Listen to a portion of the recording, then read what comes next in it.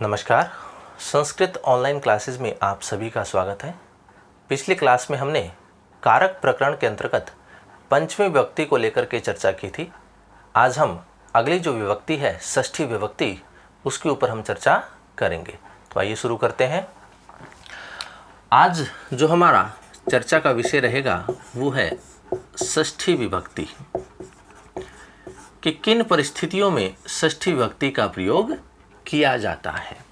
तो देखिए, षष्ठी विभक्ति के अंतर्गत सबसे पहला जो सूत्र आता है वो आता है षष्ठी शेषे। षष्ठी शेषे, तो ये जो सूत्र है ये क्या कहता है कि शेष में षष्ठी विभक्ति होती है। अब शेष क्या होता है? शेष से तात्पर्य होता है जो कहा जा चुका है उससे बचा हुआ, वह क्या होता है? शेष होता है। जो कहा जा चुका अर्थात हमने अभी तक जिन विभक्तियों का प्रयोग कर चुके हैं उनको छोड़ करके उनसे बचा हुआ जो है वो क्या है? अब षष्ठी विभक्ति है। तो यहाँ वह शेष होता है। तो ये सूत्र कहता है कि शेष में षष्ठी विभक्ति का प्रयोग होता है। अब देखिए, इस सूत्र के अंतर्गत बताया है कि जहाँ पर स्व और स्वामी इनका यदि संबंध दिखाई देता है तो उस संबंध को प्रकट करने के लिए हम षष्ठी विभक्ति का प्रयोग करते हैं। स्व स्वामी का संबंध दर्शाने के लिए हम षष्ठी विभक्ति का प्रयोग करते हैं। जिसका स्वामित्व जिस पर दिखाया जाता है, तो जो स्वामी होता है जिसका स्वामित्व दिखाया जाता है उसमें हम षष्ठी विभक्ति का प्रयोग करते हैं। जो संबंध होता है उसको हम कारक नहीं मानते। क्यों?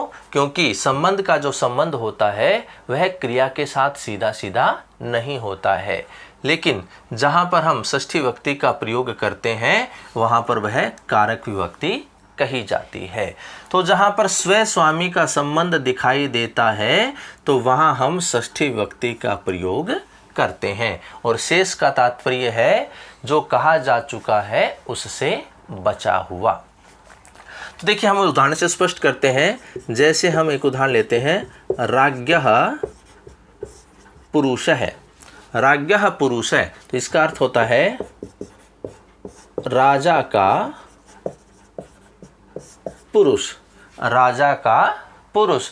तो यहाँ वाक्य के अंतर्गत हमें एक स्वामी दिखाई दे रहा है और एक स्व दिखाई दे रहा है। तो यहाँ पर देखिए, राजा का पुरुष, तो यहाँ राजा जो है उसका स्वामित्व दिखाया जा रहा है पुरुष पर।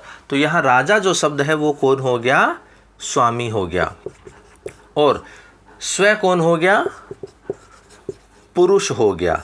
तो राजा का स्वामित्व पुरुष पर दिखाया गया है, तो स्वामीवाचक जो शब्द है उसमें हम क्या करते हैं? षष्ठी विभक्ति का प्रयोग करते हैं। तो इसीलिए हमने राजन, ये मूल शब्द होता है। जब हम षष्ठी विभक्ति का प्रयोग करते हैं तो वह क्या बनता है? राज्ञः। इस प्रकार से शब्द बनता है। तो इसलिए हमने लिखा है राज्ञः पुरुष है। तो यहाँ षष्ठी विभक्ति किस सूत्र से हुई है? वो हुई है षष्ठी शेषे। इस सूत्र की सहायता से राजन जो शब्द है उसमें हमने षष्ठी विभक्ति का प्रयोग करके राज्ञः इस प्रकार से शब्द बनाया है। तो ये था हमारा सूत्र षष्ठी शेषे, कि शेष में षष्ठी विभक्ति होती है। शेष से तात्पर्य होता है जो कहा जा चुका है उससे बचा हुआ। और जहाँ पर स्व स्वामी का संबंध दिखाई देता है तो उस संबंध को प्रकट करने के लिए हम षष्ठी विभक्ति का प्रयोग करते हैं। जिसका स्वामित्व दिखाया जाता है उसमें हम षष्ठी विभक्ति का प्रयोग करते हैं। जैसे हमने उदाहरण लिया था राज्ञः पुरुष है, तो यहाँ राजा का पुरुष। तो इस वाक्य में राजा का स्वामित्व पुरुष पर दिखाया गया है, इसलिए जो राजावाचक जो शब्द है उसमें हम षष्ठी शेषे इस सूत्र की सहायता से षष्ठी विभक्ति करके राज्ञः इस प्रकार से शब्द बनाते हैं। तो ये था हमारा सूत्र षष्ठी शेषे। षष्ठी विभक्ति के अंतर्गत जो हमारा अगला सूत्र आता है वह आता है षष्ठी हेतु प्रयोगे, षष्ठी हेतु प्रयोगे।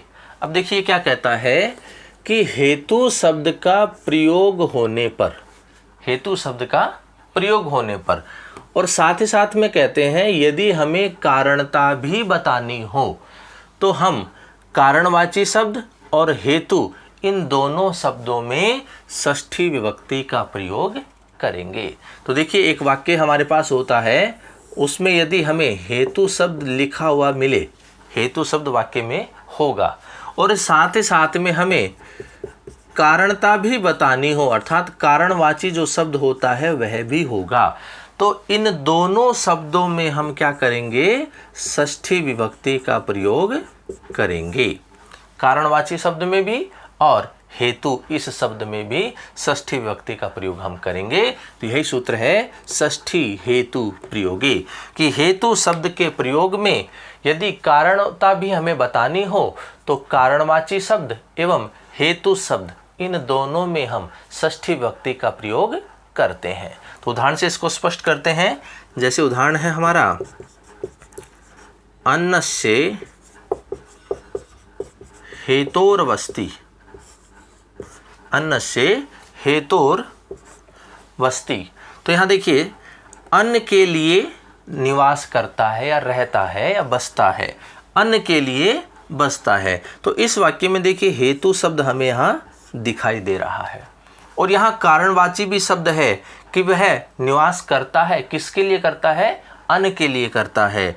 तो यहाँ हेतुवाचक जो शब्द है अर्थात कारणवाची जो शब्द है वो कौन सा है, अन्न शब्द है। तो इसलिए षष्ठी हेतु प्रयोगे, इस सूत्र की सहायता से हेतु शब्द और कारणवाची शब्द इन दोनों में हम क्या करते हैं, षष्ठी विभक्ति का प्रयोग करते हैं। तो यहाँ कारणवाची शब्द जो अन्न है उसमें हम षष्ठी विभक्ति करते हैं तो क्या बन जाता है, अन्नस्य बनता है, और हेतु जो शब्द है वहाँ षष्ठी विभक्ति करेंगे तो क्या बनता है, हेतु। इस प्रकार से यहाँ संधि से विसर्ग को रे आदेश किया गया है।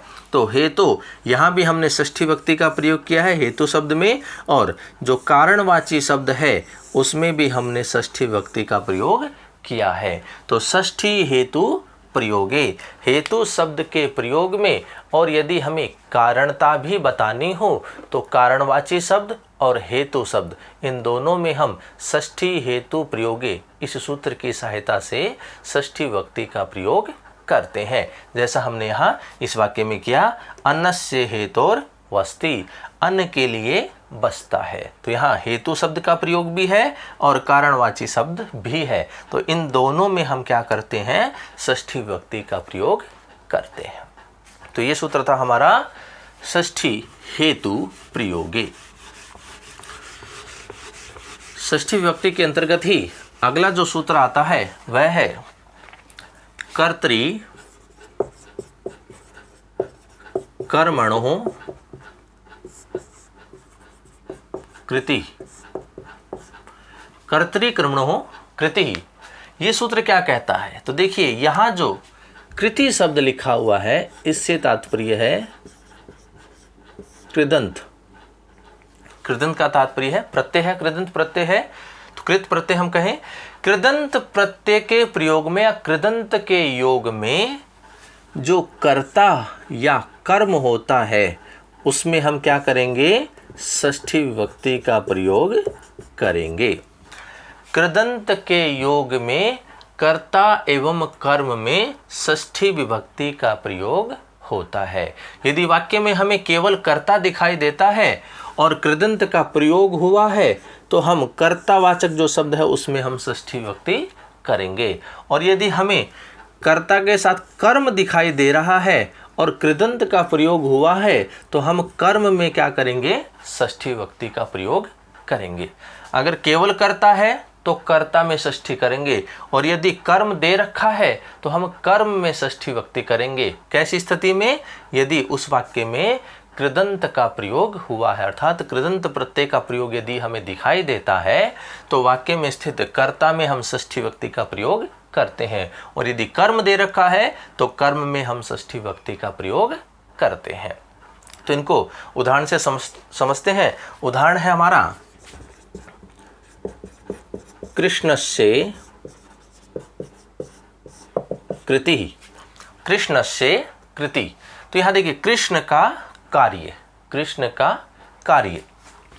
यहाँ जो कृति शब्द है, यहाँ ये जो शब्द बना है ये किस प्रकार से बना है, यहाँ कृ धातु का प्रयोग हुआ है। कौन सी धातु है, कृ धातु का प्रयोग हुआ है। और जो प्रत्यय है कृदंत प्रत्यय कौन सा है, यहाँ पे तिन प्रत्यय है। कौन सा प्रत्यय है, तिन प्रत्यय है। और तिन जो प्रत्यय होता है वो कृदंत प्रत्यय में शामिल होता है। तो इसका मतलब है वाक्य में हमें कृदंत प्रत्यय दिखाई दे रहा है, कृदंत का योग है इस वाक्य में।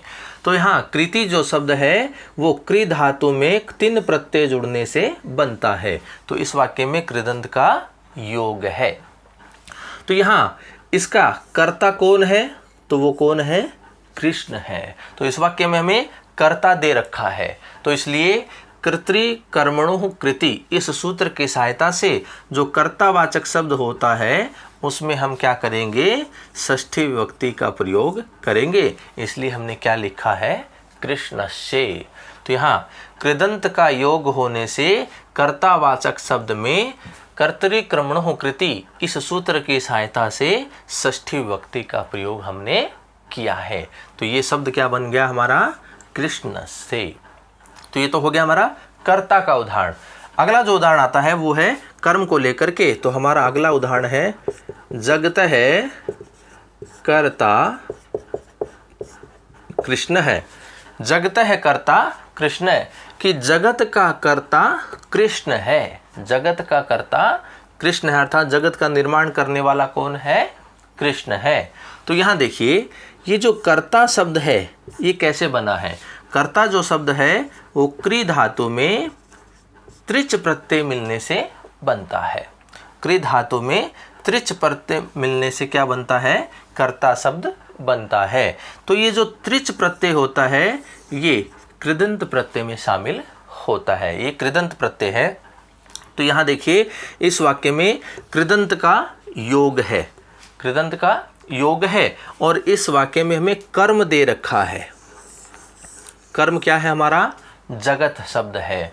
तो यहाँ कर्तृकर्मणोः कृति इस सूत्र की सहायता से जो कर्मवाचक शब्द है जगत, उसमें हम क्या करेंगे, षष्ठी विभक्ति का प्रयोग करेंगे। तो षष्ठी विभक्ति जगत का क्या बनता है, जगत है। इस प्रकार से रूप बनता है। तो वही हमने लिखा है कि जगत है।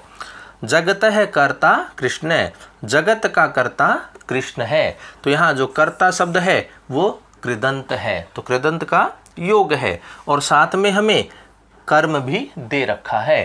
तो इसलिए कर्तृकर्मणोः कृति इस सूत्र की सहायता से हम क्या करेंगे, इस जगत शब्द में षष्ठी विभक्ति का प्रयोग हम करेंगे। तो इसलिए हमने यहाँ जगत है इस प्रकार से प्रयोग किया है। तो ये सूत्र था हमारा कर्तृकर्मणोः कृति कि कृदंत का योग होने पर जो कर्ता होता है या कर्म होता है उसमें हम षष्ठी विभक्ति का प्रयोग करते हैं।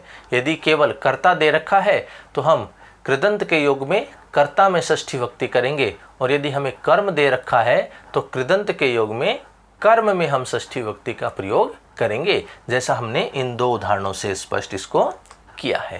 तो इस प्रकार से ये थी हमारी षष्ठी विभक्ति, जिसके महत्वपूर्ण जो सूत्र हैं उनके ऊपर हमने चर्चा की है। अगली विभक्ति हम शुरू कर लेते हैं, सप्तमी विभक्ति। अगली जो विभक्ति है हमारी कारक प्रकरण के अंतर्गत वो है सप्तमी विभक्ति।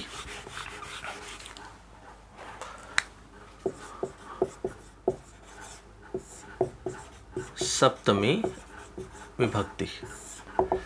अब देखिए सप्तमी विभक्ति जो होती है वो किन परिस्थितियों में होती है। तो सबसे पहला जो इसका सूत्र आता है वो आता है आधारोधिकरणम।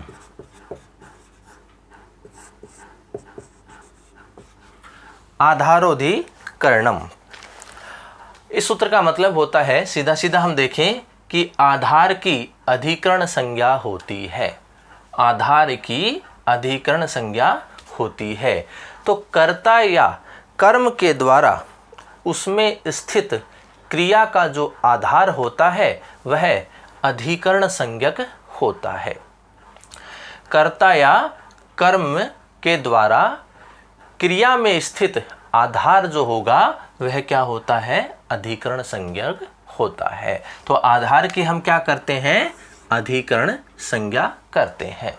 और जहां अधिकरण संज्ञा होती है वहां कौन सी विभक्ति हो जाती है, सप्तमी विभक्ति होती है, जिसका सूत्र आता है सप्तम्यधिकरणे।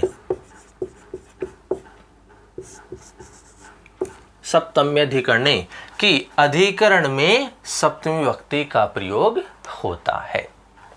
तो पहला सूत्र था हमारा आधारोधिकरणम कि आधार की अधिकरण संज्ञा होती है, अर्थात कर्ता या कर्म के द्वारा उसमें स्थित क्रिया का आधार अधिकरण संज्ञक होता है। और अगला सूत्र है हमारा सप्तम्यधिकरणे कि अधिकरण में सप्तमी विभक्ति का प्रयोग होता है। इसमें एक शब्द आया है आधार। ये क्या होता है, कितने प्रकार के होते हैं, इसके ऊपर चर्चा हम अगली क्लास में करेंगे। तो आज हमने षष्ठी विभक्ति के महत्वपूर्ण सूत्रों के बारे में जाना और सप्तमी विभक्ति को हमने प्रारंभ किया कि सप्तमी विभक्ति कहाँ होती है। तो आज की जो क्लास है इसमें इतना ही। अगली क्लास में हम सप्तमी विभक्ति के ऊपर विस्तृत रूप से चर्चा करेंगे। अभी के लिए धन्यवाद।